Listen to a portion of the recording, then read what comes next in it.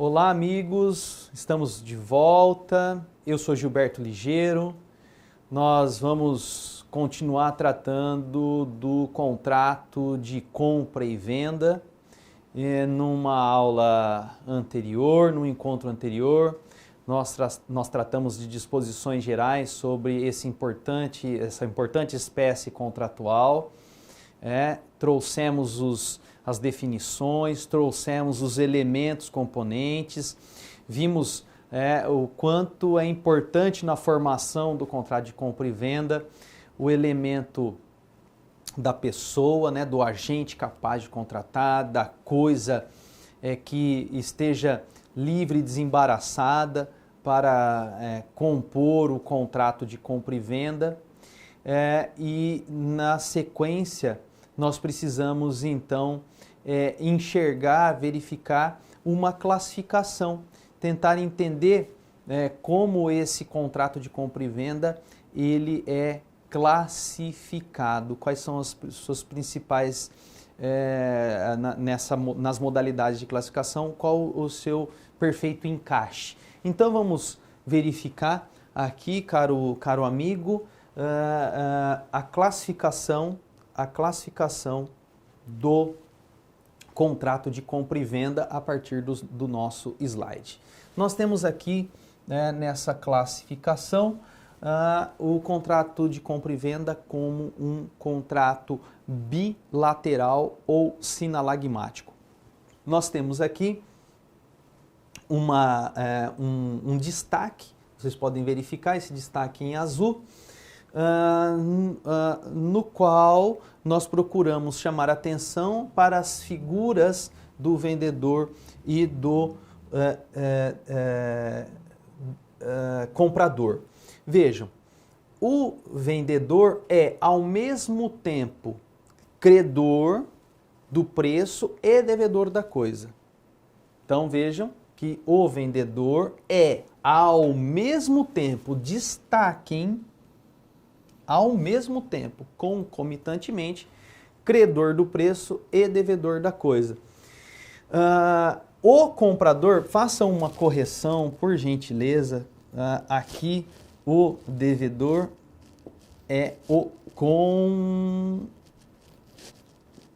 comprador. O comprador é ao mesmo tempo devedor do preço e credor da coisa.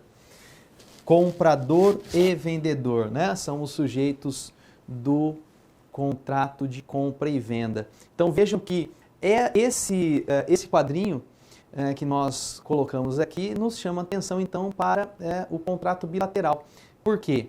Nesse caso, há prestações e contraprestações recíprocas. Há uma reciprocidade entre vendedor e comprador. Há uma concomitância nessas prestações e contraprestações. Vendedor tem o direito ao preço, mas tem a obrigação de entregar a coisa. E o comprador tem o dever de pagar e, ao mesmo tempo, ele é credor da coisa, tem o direito de recebê-la. Por isso, esse primeiro aspecto na classificação do contrato de compra e venda. Mas vamos voltar aqui. Nós temos, então, o contrato de compra e venda como um contrato oneroso. Por quê? Há nele um elemento preço. O preço como elemento fundamental para o contrato de compra e venda. E esse preço que nós estudamos lá anteriormente também, ao lado da coisa, ao lado do elemento pessoa, agente capaz, nós estudamos o preço, que é uma nota marcante do contrato de compra e venda. Esse preço a ser estipulado em moeda corrente nacional e pode até, eventualmente, excepcionalmente, ser estipulado em outra moeda, em cotação, tabelamento oficial, como nós falamos. E por isso a compra e venda ela representa um contrato oneroso. Muito bem. Nós também precisamos destacar que o contrato de compra e venda é um contrato comutativo. Por que se trata de um contrato comutativo, caro concursando, caro amigo?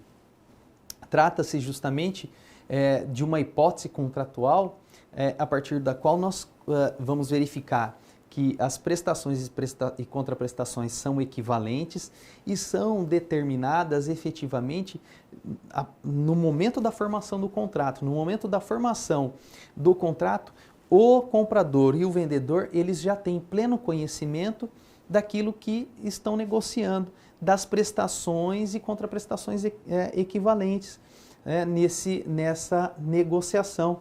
Elas são conhecidas, não haverá segredo para ninguém. E por isso, então, nós temos aqui a compra e venda como um contrato comutativo. Lembrem-se dessa classificação nas provas e nos concursos, caros amigos, caros concursandos. Mas voltando para o nosso slide, nós temos a compra e venda como um contrato aleatório. O contrato aleatório, ele está baseado na sorte ou no risco. Por isso que nós falamos em contrato aleatório.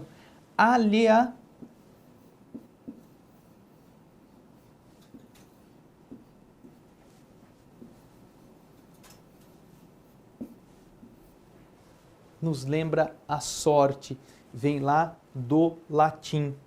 Então vejam, será que é possível,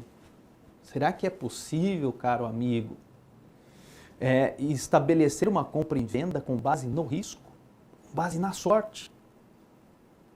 Qual é o resultado dessa compra e venda? Será que ela vai se aperfeiçoar? Será que ela realmente surtirá efeitos? Então vejam, nós trazemos aqui no nosso slide duas hipóteses bastante interessantes de compra e venda baseada no risco, baseada na alha, na sorte. Vejamos, a primeira hipótese é o da venda da esperança. Será que a esperança pode ser vendida? Pois é, nós vamos verificar realmente um exemplo. A nossa doutrina utiliza o termo em latim emptio spei, né? É a venda da esperança, spei de esperança. O que nós temos aqui? Nós temos a contraprestação é devida mesmo se a prestação não existir. Exemplo, a compra e venda de safra futura. Ou seja, mediante uma compra e venda de uma safra futura, o comprador se compromete a pagar o preço mediante a safra futura. Agora, pode acontecer que por vários fatores essa safra não se verifique. Fatores climáticos, enfim, fatores alheios, inclusive, à vontade dos contratantes que, enfim, poderão influenciar efetivamente na safra. Ainda que a safra não exista, não haja frutos, assim mesmo haverá o pagamento do preço. É importante vocês chamarem atenção para esse fato. É um contrato aleatório, depende do risco, depende da sorte, né? Esse é um exemplo. Mas vamos voltar aqui para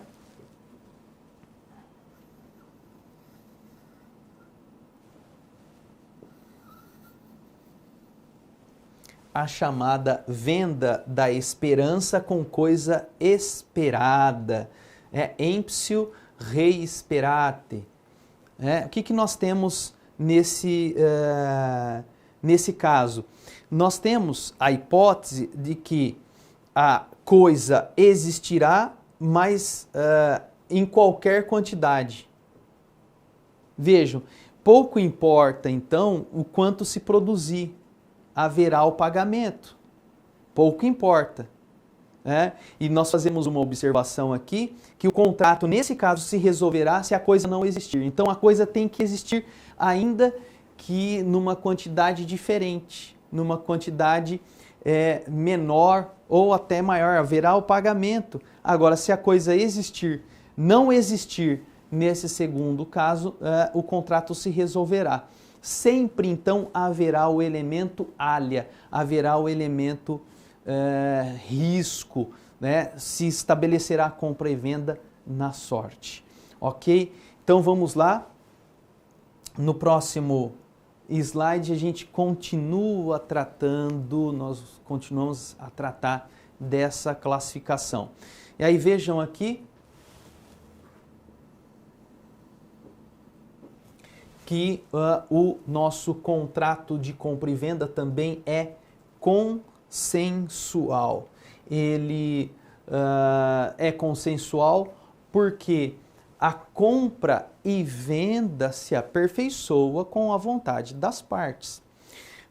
Vejam, a compra e venda, como a maioria dos contratos, né, depende desse acordo de vontades bilateral. Há manifestações de vontades expressas pelos sujeitos contratantes. E aqui na compra e venda não é diferente. O consensualismo é nota marcante do contrato de compra e venda. Então ele vai se aperfeiçoar efetivamente a partir dessa manifestação de vontades. Mas vejamos, continuando, nós podemos dizer que a compra e venda é um contrato típico. Por que é um contrato típico? Em primeiro lugar, porque o legislador deu nome, efetivamente, e prevê essa espécie contratual no Código Civil, de forma expressa. E mais do que isso, é importante vocês chamarem a atenção, caros amigos, que o regime jurídico da compra e venda está prevista no Código. O legislador o prevê e também traz esse regime jurídico, como nós temos e nós falamos no início dos nossos trabalhos aqui em relação à compra e venda, que os artigos 481 até o 532, né, no Código Civil, há todo o tratamento da compra e venda, né, há esse regime jurídico estabelecido. Por isso que se trata, então, de um contrato típico. Muito bem. Seguindo,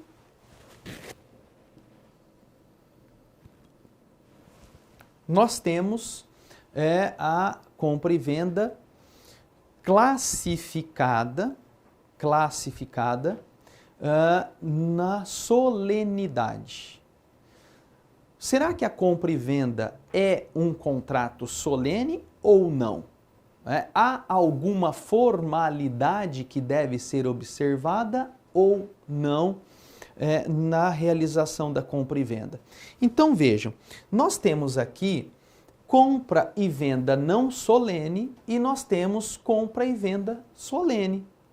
Vejam, o artigo 107 do Código Civil, nós podemos verificar lá, o artigo 107 do Código Civil, diz assim, vejamos, a validade da declaração de vontade não dependerá de forma especial, senão quando a lei expressamente o exigir.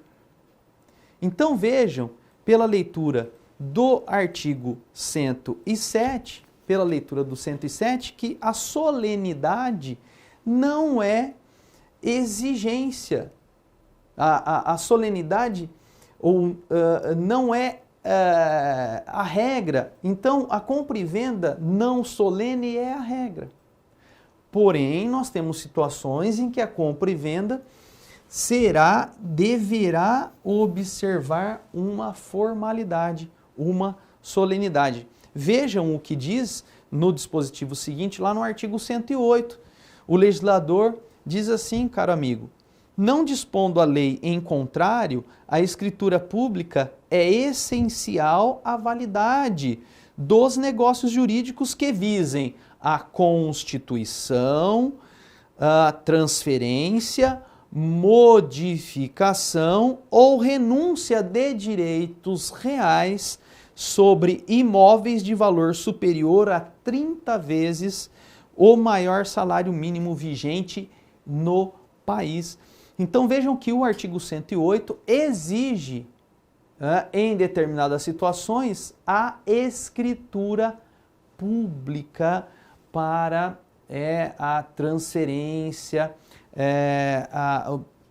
de imóveis, de negócios jurídicos que envolvam imóveis, então a transferência, alteração, modificação, enfim, como diz o legislador no artigo 108. Então, a solenidade para a compra e venda só ocorrerá naqueles casos expressamente previstos pelo legislador, como nós temos aqui no artigo 108.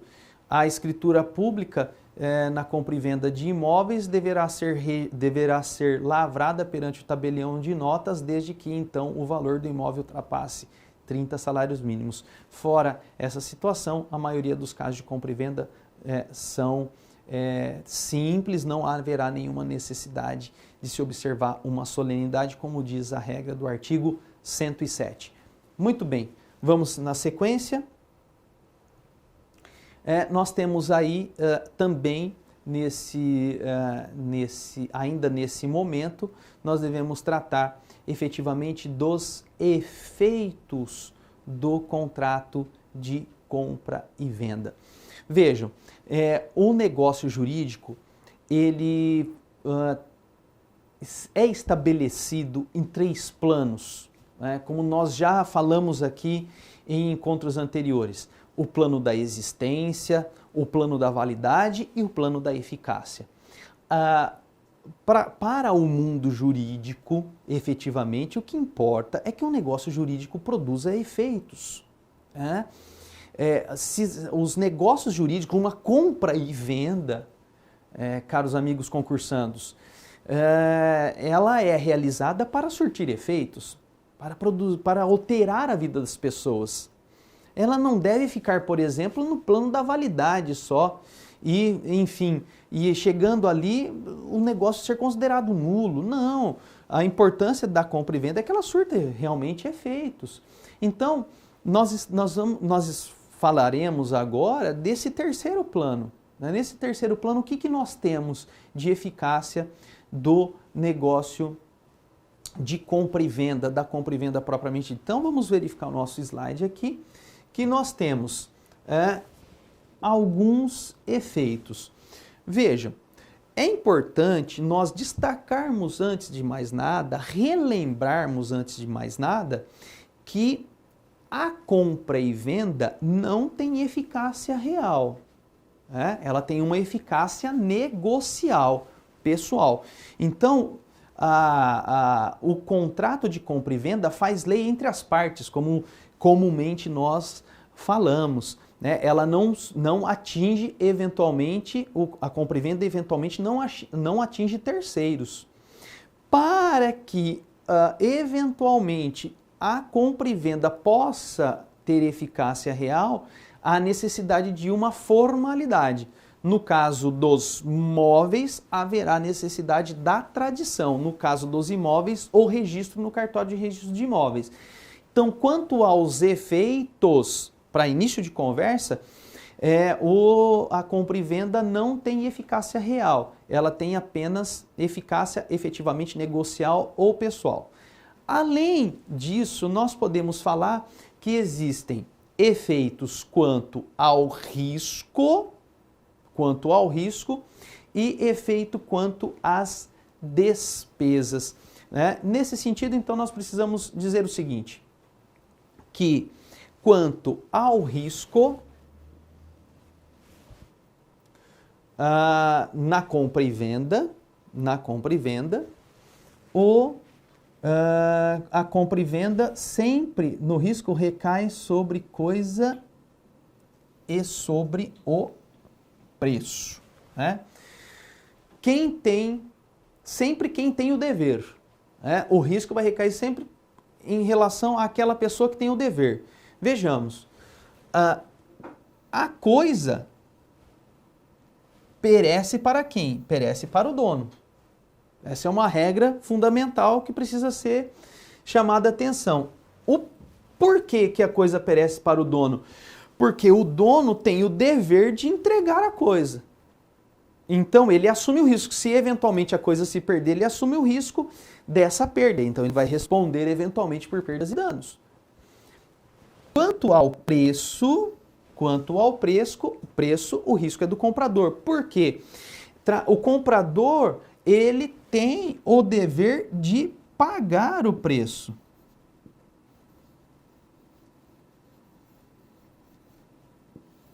Pagar o preço. Então, nesse caso, o risco recairá na pessoa, então, do comprador, porque ele tem efetivamente essa responsabilidade.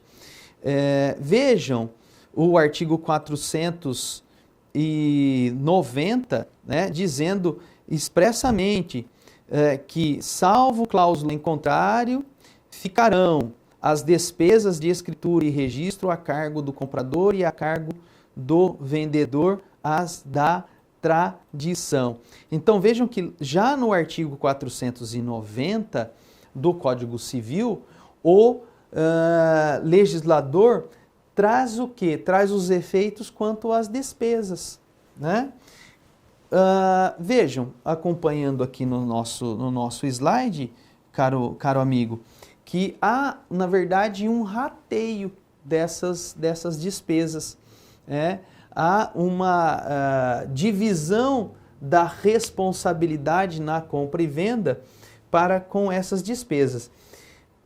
Como? No transporte, ou seja, na tradição, para que se ocorra eventualmente a tradição da coisa móvel, na tradição, o transporte, a responsabilidade é do vendedor, até porque a coisa perece para o dono, ele é o responsável por essa obrigação.